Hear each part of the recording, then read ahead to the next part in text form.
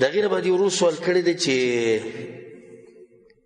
په پاکستان کې وایي په دې بازارونو کې دوکې دړکې ډېرې زیاتې دي، نو دوکاندار هم دوکه کوي او وایي چې اخلي هغه هم دوکې کوي. نو د طرفینو نه مسله ورانه ده او دا خبره صحیح ده چې موږ اکثر سر ټکوو چې مشکل په چا کې دی؟ په دوکاندار کې دی. خو دا سړی دی چې سر ټکوي که نه د دوکان کولو که دی د هغه نه تکړه دی په دوکو کې، خو دوکان یې نشتي. نور که د دوکان کولو که دی د هغه نه مخکې ځي په دوکو دړکو کې. نو دا مرض عام دی.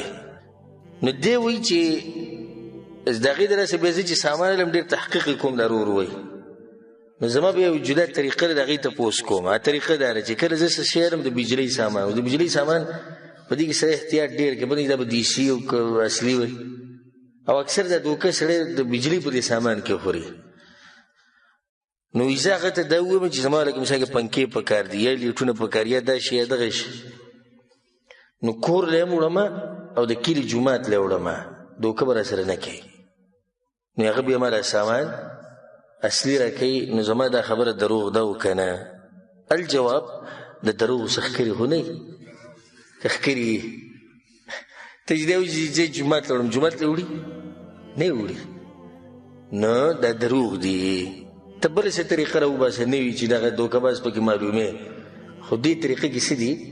دې کې دروغ دي چې زه جومات له هم وړمه او کور له هم سامان وړمه. نو دا کور خو صحیح ده، خو دا دې دروغ وایي چې جومات له سامان وړمه.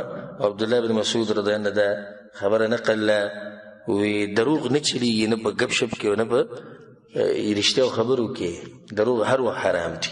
والله اعلم.